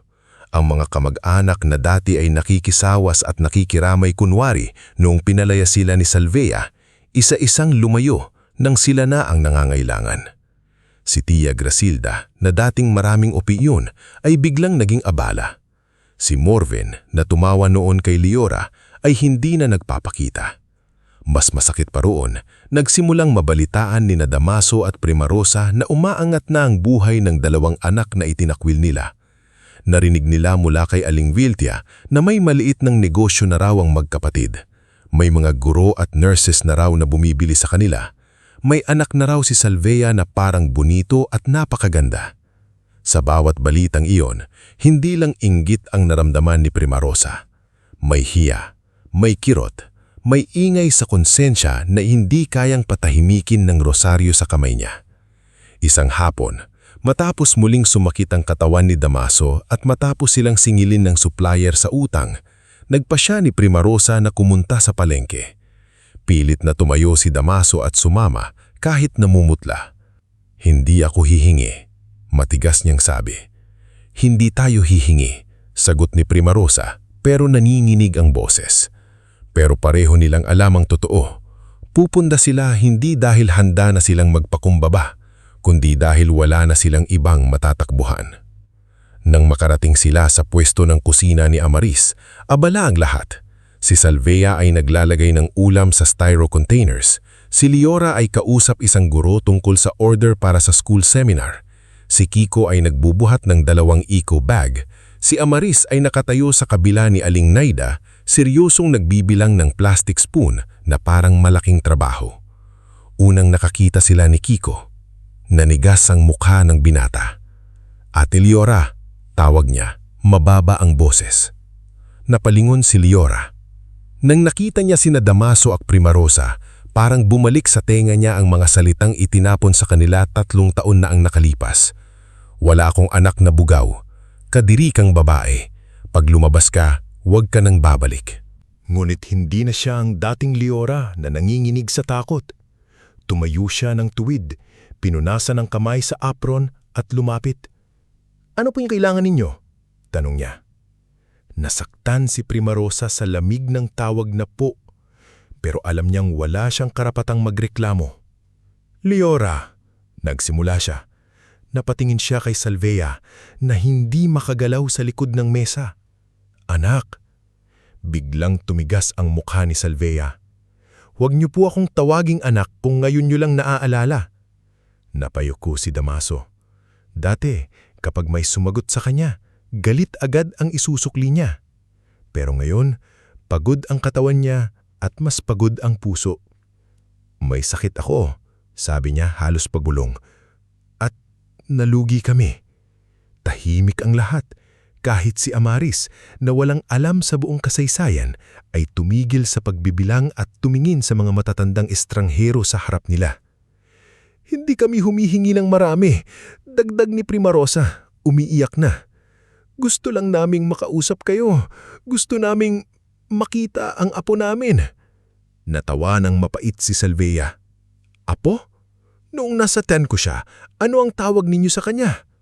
"Salvea," napahikbi si Primarosa. "Nagkamali kami." "Hindi lang kayo nagkamali, ma," sagot ni Salvea, nanginginig pero matatag. "Pinalayas ninyo ako. Pinahiya ninyo ako. Sinabi ninyong kadiri ako habang dala ko siya sa tiyan ko. Tapos ngayon, dahil may sakit si Papa at narinig ninyong may negosyo kami, babalik kayo?" Hindi makasagot si Primarosa. Si Damaso naman ay napahawak sa dibdib, hindi dahil sa atake, kundi sa bigat ng bawat salitang totoo. Lumapit si Leora. Hindi namin kayo ipapahiya gaya ng ginawa ninyo sa amin. Hindi namin sisigawan sa harap ng palengke. Kung kailangan ninyo ng pagkain, bibigyan namin kayo. Kung kailangan nyong tulong sa health center, kakausapin namin si Doktora Febrina. Pero hindi ibig sabihin nun, mabubura agad ang lahat. Napaiyak si Prima Rosa. Patawarin ninyo kami. Hindi pa, sabi ni Salvea. Hindi pa ngayon. Sa gitna ng mabigat na tagpong iyon, dumating si Severino at kasama niya ang isang itim na sasakyan na huminto sa gilid ng palengke. Bumaba mula roon ng isang babaeng may edad na, ngulit tindig pa lang ay halatang sanay sa utos at kapangyarihan. Siya si Doña Celestina Veloria. Kasunod niyang bumaba si Cassian. Payat siya kaysa sa alaala ni Salvea. May bahagyang pilat sa gilid ng noo. Ang dating tiyak na lakad niya ay may kaunting ingat, parang may iniinda pa ring sakit. Ngunit ang mamamata niya, ang mga matang minsang tumingin kay Salvea sa harap ng kapilya at nangakong hindi siya gagawing kulungan, ay ganoon pa rin. Nalaglag mula sa kamay ni Salvea ang sandok. Salvea! Sambit ni Cassian, halos hindi makahinga. Hindi siya nakalapit agad, parang may pader sa pagitan nila. 3 taon ng katahimikan, luha, panganganak, gutom, pananira at pag-aakalang hiniwan siya. Buhay ka, sabi ni Salvea, hindi alam kung tanong o sumbat. Buhay ako, sabi ni Cassian, nanginginig ang boses. At kung nalaman ko lang, kung may nakarating lang sa akin, tumawag ako, nag-text ako, nagmakaawa ako sa katahimikan mo, Cassian. Nanganak ako na hindi ko alam kung naaalala mo pa ako. Napapikit si Cassian, luhaang tumingin sa kanya. Naaksidente ako pauwi sana sa inyo. Ilang buwan akong nagpapagaling. Nakuha nila ang phone ko. Nang magising ako ng maayos, sinabi nilang wala na raw kayo sa klinika at walang makasabi kung nasaan kayo. Lumingon si Salvea kay Doña Celestina. Ang matandang babae ay namutla, ngulit hindi umiwas. Ako ang nag-utos na kunin ang telepono niya, aminin ni Doña Celestina. Noon, may banta sa pamilya namin. May mga taong ginagamit ang pangalan ni Cassian para makakuha ng pera. Inisip kong baka isa ka sa mga kanila. Mali ako. Hindi lang mali, sabi ni Leora, malamig ang boses. Dahil sa desisyon ninyo, nag-iisa ang ate ko nung kailangan niya ang ata ng anak niya. Tumandos si Doña Celestina at sa unang pagkakataon, bumaba ang kanyang tingin. Alam ko, kaya nandito ako hindi para bilhin ang patawad ninyo, kundi para harapin ang ginawa ko. Doon dahan-dahang lumapit si Amaris kay Salvea at kumapit sa palda nito. Tumingin siya kay Cassian, inosente at nagtataka. Mama, sino po sila? Napaluha si Cassian. Lumuhod siya, ngunit hindi niya hinawakan ng bata dahil alam niyang wala pa siyang karapatan. Ako si Cassian. Mahinang sabi ni Cassian. Kaibigan ako ng mama mo. Tumingin si Amaris sa kanya. Bakit po kayo umiiyak? Hindi makasagot si Cassian. Ngumit bago pa tuluyang lumambot ang tagpong iyon, dumating si Attorney Orenzio, dala ang folder ng kaso kay Jonalyn at Belisario. Kasama niya si Nerissa, dating assistant ni Belisario, nanginginig at halatang takot. Kailangan nating mag-usap, sabi ni Orenzio kay Leora. Mas malaki nito kaysa pananira lang sa negosyo ninyo. Lumapit si Nerissa, halos hindi makatingin kay Salvea. Si Belisario po, may kausap siyang lalaki. Si Ravelin Mortejo. Narinig ko po silang pinag-uusapan ng pamilyang Veloria. Sila po ang nag-utos kay Jonalyn na siraan kayo. Hindi lang dahil sa catering. Gusto nilang palabasing manggagamit si Ma'am Salvea para hindi siya paniwalaan kung sakaling lumabas ang koneksyon niya kay Sir Cassian. Nanigas si Doña Celestina. Ravelin. Kilala niya ang pangalang iyon. Si Ravelin Mortejo ang matagal ng karibal ng Veloria Holdings, isang negosyanteng hindi lumalaban ng patas. Kung totoo ang sinabi ni Nerissa, matagal nang ginamit ang kahinaan ni Cassian, ang katahimikan ni Salvea, at ang paninira sa kusina ni Amaris para pagtakpan ang mas malaking plano. Kinabukasan, sa Municipal Hall ng San Gregorio, nagharap-harap ang lahat. Nandoon sina Liora, Salvea, Cashan, Doña Celestina, Atty. Orenzio, Severino, Damaso, Prima Rosa, Belisario, Jonalyn at Ravelin Mortejo na dumating na nakangiti pa na parang wala siyang kasalanan. Ang galing naman ng drama ninyo, sabi ni Ravelin, nakataas ang kilay. Isang mahirap na single mother, biglang konektado sa bilyonaryong pamilya. Napakagandang teleserye. Tumayo si Salvea. Sa pagkakataong ilon, hindi na siya ang babaeng umiiyak sa sala ng mga manalastas. Hindi na siya ang buntis na pinalayas sa ulan. Isa na siyang inang lumaban, babaeng bumangon, at taong hindi na kayang patahimikin ng hiya. Hindi ko kailangan ng apelyido ng Veloria para patunayang may halaga ako. Bago dumating si Cashan, nabuhay ko ang anak ko. Kasama ko ang kapatid ko. Kasama ko ang mga taong hindi kaming iniwan. Kaya kung iniisip ninyo na matatakot ako dahil mahirap lang ako, nagkakamali kayo.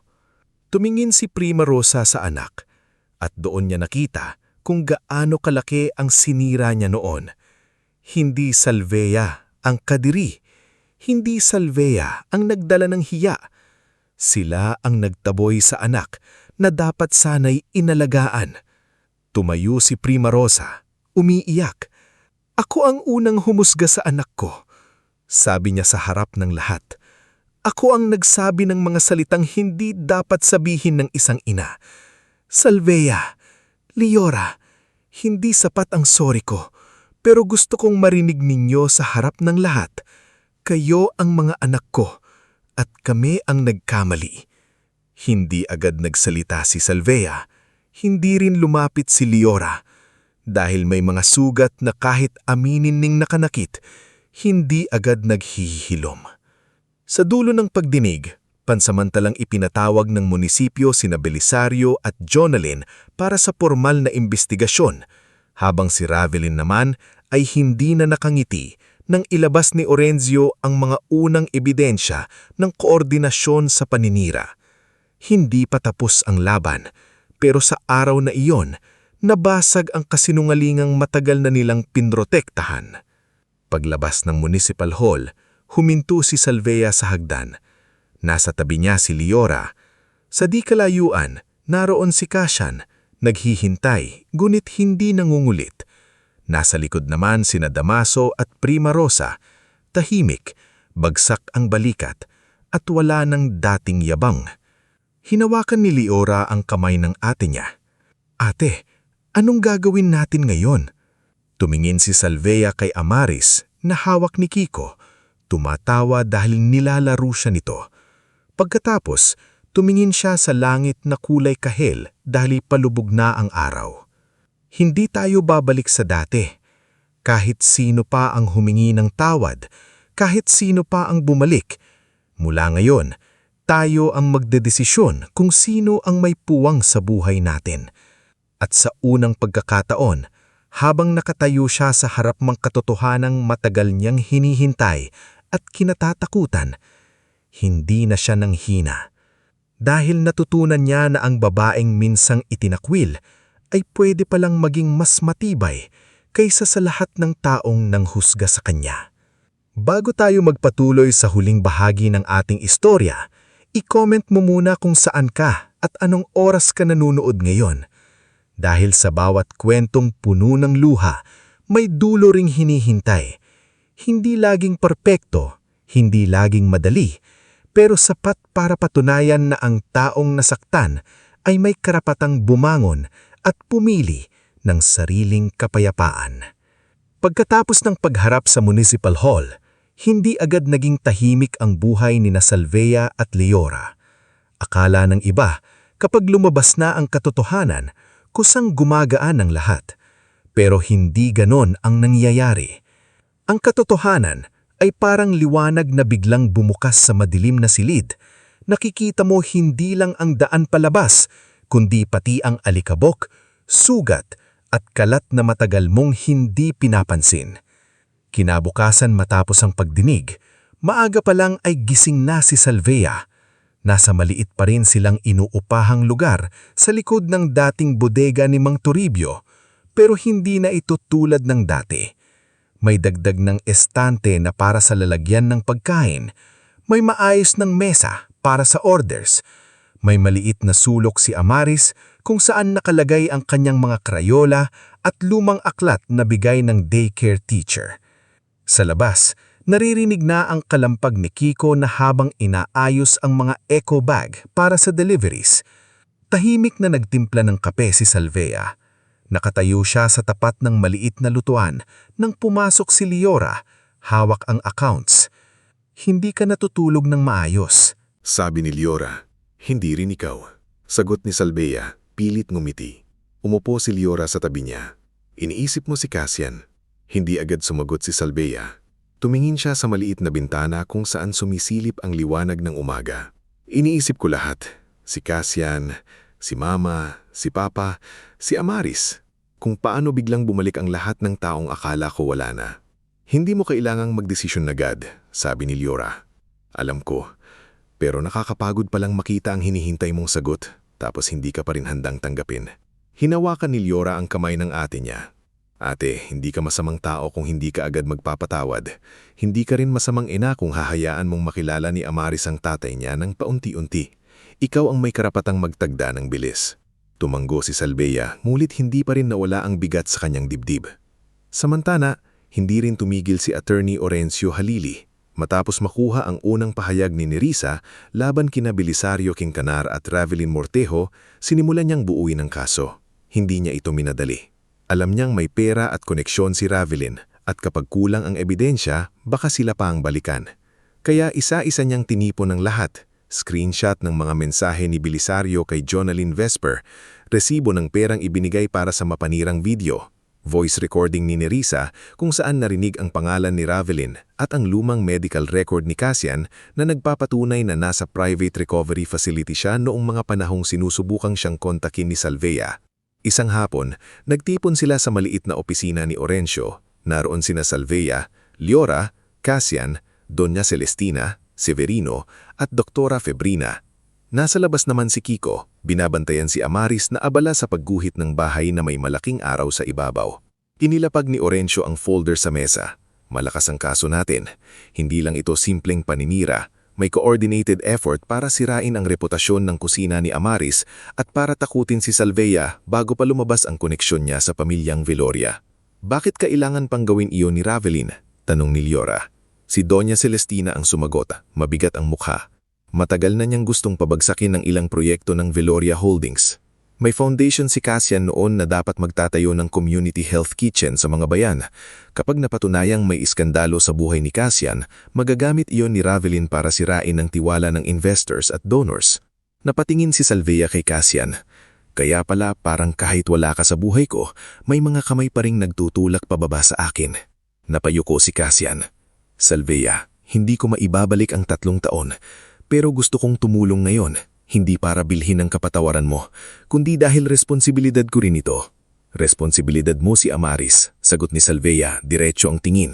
Pero ang sugat ko, hindi mo basta maaayos dahil bumalik ka. Tumanggo si Cassian, tatanggapin ko kahit gaano katagal. Doon niya unang pinatunayan na hindi siya basta babalik bilang mayamang lalaki na magbibigay ng pera. Araw-araw siyang pumupunta sa kusina ni Amaris, hindi para mag-utos kundi para tumulong. Nung una, ayaw ni Salvea. Naiilang siya sa presensya nito. Ngunit hindi ipinilit ni Cassian ang sarili. Naghuhugas siya ng lalagyan, nagbubuhat ng sako ng bigas, nagdadala ng order kapag kulang si Kiko, at natutong makinig sa gusto ni Amaris nang hindi agad nagpapakilala bilang ama. Mr. Cassian, sabi ni Amaris minsan habang pinapanood siyang maghiwa ng gulay. Bakit ang bagal po ninyong maghiwa? Napatigil si Cassian, saka napangiti. Kasi ayaw kong mahiwa ang daliri ko. Umiling Amaris. Si Mama, ang bilis. Si Tita Liora, minsan pangit maghiwa pero mabilis. Uy, reklamo ni Liora mula sa kabilang mesa. Naririnig kita, boss. Tumawa Amaris. Si Cassian naman ay napatingin sa bata nang may luha sa matang pinipigil. Hindi niya pa kayang tawagin itong anak sa harap ng lahat. Hindi dahil ayaw niya, kundi dahil alam niyang kailangan niya munang maging makarapat-dapat sa lugar na iyon. Lumipas ang ilang linggo at lumakas ang kaso. Nang ipatawag si Jonalyn Vesper sa barangay mediation at sa harap ng legal complaint, mabilis itong bumigay. Ang tapang niya sa harap ng kamera ay napalitan ng panginginig nang ilabas ni Orencio ang proof ng bayad mula kay Belisario. Hindi ko po alam na ganito kalaki. Akala ko paninira lang sa negosyo. Sinabi lang sa akin na may baho sila. Tumingin sa kanya si Salvea. Baho? Alam mo ba kung ilang gabing hindi nakatulog ang anak ko dahil tinatanong kung bakit ayaw nang bumili ng pagkain ng ibang tao? Alam mo ba kung ilang taong tumingin sa akin na parang dumi dahil sa video mo? Napayoko si Jonalyn. Sorry po. Hindi sapat ang sorry, sabi ni Liora. Gamitin mo rin ang parehong platform na ginamit mo sa paninira para itama ang kasinungalingan. Kaya kinailangan ni Jonalyn gumawa ng public apology video. Sa unang pagkakataon, hindi siya naka-makeup ng makapal, hindi exaggerated ang boses, at wala ang dating yabang. Ako po si Jonalyn Vesper, sabi niya sa video. Humihingi ako ng tawad kina Salvea Manalastas, Liora Manalastas, at sa kusina ni Amaris. Ang mga paratang ko po tungkol sa maruming pagkain at masamang pagkatao ni Salvea ay walang sapat na basehan at bahagi ng paninirang ipinagawa sa akin. Tinatanggap ko po ang pananagutan ko. Mabilis kumalat ang video. Ang ilan ay humingi ng tawad. Ang iba, tahimik na bumalik sa pag-order. Ngunit para kina Salvea at Liora, hindi na mahalaga kung babalik ang lahat. Ang mahalaga na ituwid ang pangalan nila. Si Belisario naman ay hindi nakalusot. Nang inspeksyonin ang sariling catering kitchen niya, lumabas na siya pa pala ang may mga paglalabag sa sanitation at expired na ingredients. Napasarap ang samantala ang negosyo niya at humarap siya sa kasong cyber libel at unfair business practices. Si Ravelin Mortejo, na mas sanay gumalaw sa likod ng pera at koneksyon, ay inimbestigahan din dahil sa mga dokumentong inilabas ni Doña Celestina tungkol sa dati pa nitong anomalya sa kontrata. Hindi agad natapos ang kaso niya, pero bumagsak ang ilan sa kanyang proyekto at lumayo ang mga kasosyo niyang natakot madamay. Isang gabi, matapos lumabas ang unang malaking balita tungkol kay Ravelin, umupo si Salvea sa labas ng paupahan. Katabi niya si Cassian, pero may distansya pa rin sa pagitan nila. Sa loob, natutulog si Amaris, habang si Liora ay abala pa rin sa pag-check ng accounts. Salvea, mahinang sabi ni Cassian, "Pwede ba kitang tanungin?" "Hindi tungkol sa atin, hindi pa ako handang sumagot." "Hindi," sagot niya. "Tungkol kay Amaris. Gusto ko sana siyang suportahan. School, health, savings, pero ikaw ang masusunod kung paano. Ayokong maramdamang inaagaw ko ang kontrol." Tinignan siya ni Salvea. Sa unang pagkakataon, hindi siya nakaramdam ng pangigipit. "Pwede kang tumulong, pero hindi ibig sabihin pwede mong palitan ang 3 taon na wala ka." Kailangan niyang makilala hindi bilang Veloria, kundi bilang taong darating kahit ordinaryong araw. "Kaya kong gawin iyon. Huwag mong sabihing kaya mo, gawin mo." Mula noon, ginawa nga ni Cassian. Sinamahan niya si Amaris sa unang school activity nito, pero sa likod lang siya naupo. Nagdala siya ng libro, hindi mamahaling laruan. Nakinig siya kapag nagkukwento si Amaris tungkol kay Kiko, kay Aling Naida, at sa paborito niyang ginisang munggo. At nang minsang tinanong siya ni Amaris, "Tatay ko po ba kayo?" Hindi siya agad sumagot ng oo ng buong yabang. Lumuhod siya at nagsabing, "Ako ang papa mo, kung papayag kang makilala pa ako. At kahit matagal akong nawala, araw-araw kong susubukang maging narito." Hindi agad tumakbo si Amaris para yakapin siya. Tumingin muna siya kay Salvea at nang tumandong ng bahagya ang ina, sa kanya hinawakan ng daliri ni Cassian. "Pwede po muna, Mr. Papa?" tanong ng bata. Napaluha si Cassian habang tumatawa. "Pwede. Kahit anong tawag mo, tatanggapin ko." Samantala, sina Damaso at Primarosa ay hindi basta nakabalik sa buhay ng kanilang mga anak. Tinulungan sila ni Liora na makakuha ng schedule sa health center para sa gamutan ni Damaso.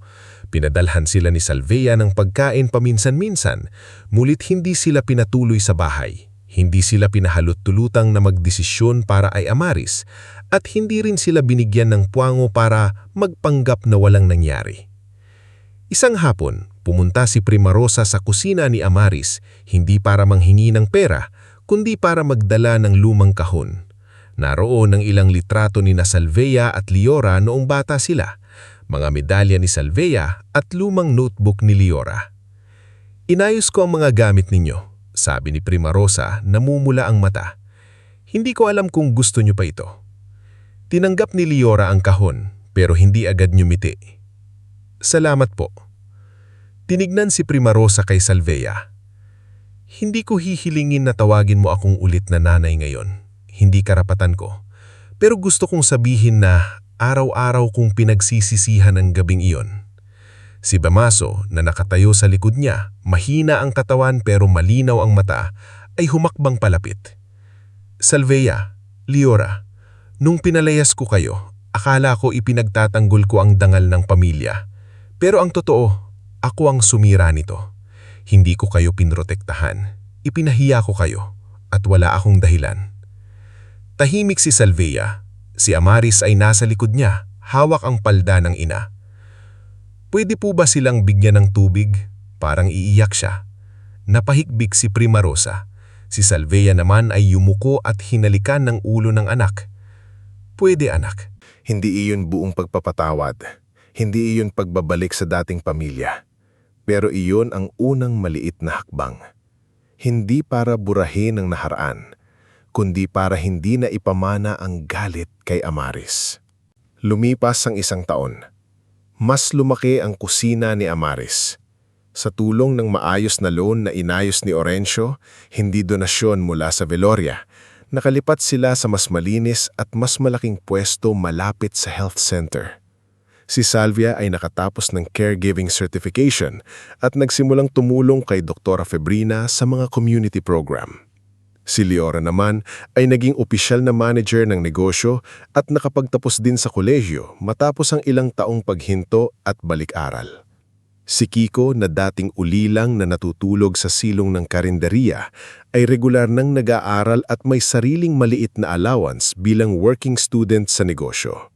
Si Doña Celestina, na dati ay sanay sa mataas na pader at pribadong opisina, ay natutong pumunta sa palengke ng walang bodyguard sa tabi. Hindi siya agad naging malapit kay Salvia, pero natuto siyang magpakumbaba. Hindi niya pinilit ang apelyidong Veloria kay Amaris. Sa halip, nagtanong siya kung paano makakatulong nang hindi nangangagaw ng lugar. Isang araw, sa harap ng bagong pwesto ng kusina ni Amaris, pinasinayaan nila ang isang maliit na shelter at training center para sa mga buntis na pinalayas o iniwan ng pamilya. Pinangalanan nila itong Amaris House. Hindi ito marangyang gusali. May 2 kwarto, maliit na kusina, counseling area, at training room kung saang matuturuan ng mga babae ng pagluluto, basic caregiving, at simpleng paghahawak ng pera. Ngunit para kay Salvia, mas mahalaga ito kesa anumang mansyon. Sa pagbubukas, naroon ang halos lahat ng naging bahagi ng buhay nila. Si Mang Toribio na nakangiti habang ipinagmamalaking siya ang gumawa ng ilang bangko. Si Aling Naida na may dalang malaking bilawong kakanin. Si Mang Idelponso na naghatid ng mga bisita gamit ang kanyang tricycle na may bagong pintura. Si Doktora Febrina na mamumuno sa health sessions.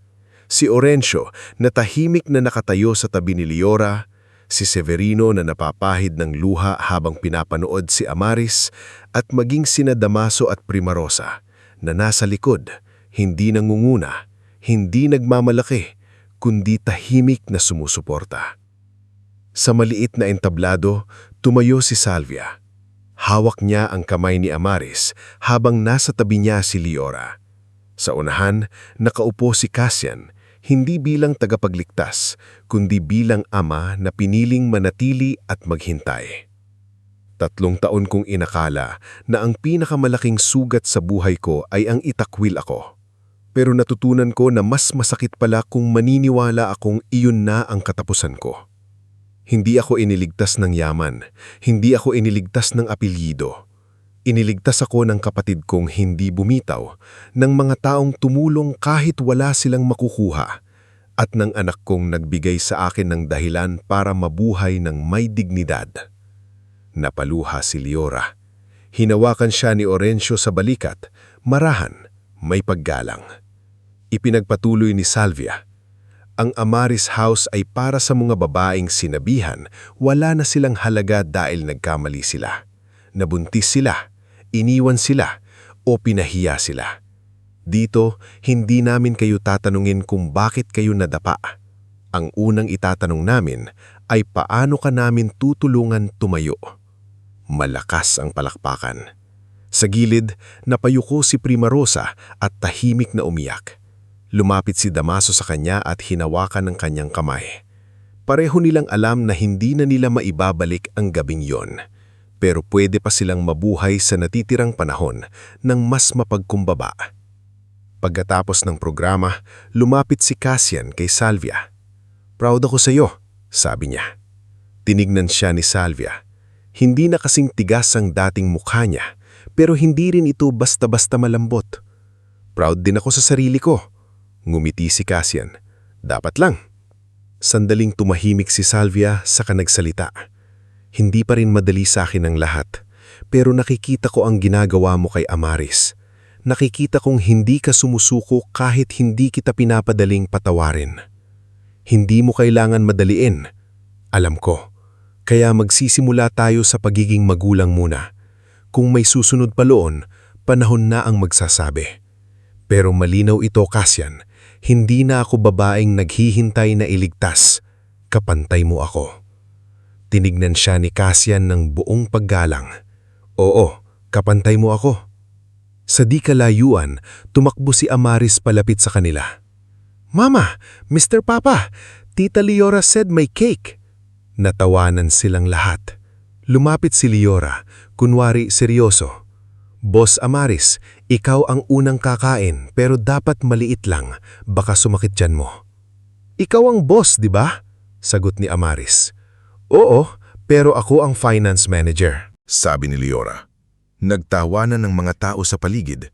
Sa tawang iyon, walang bahid ng takot, walang sigaw, walang pintong pabagsak na isinasara.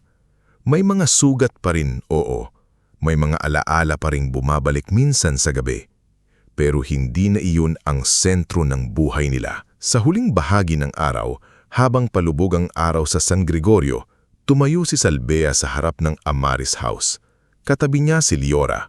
Hawak ang kamay ni Amaris. Sa likod nila ay ang mga taong minsang naging estranghero, ngulit naging pamilya.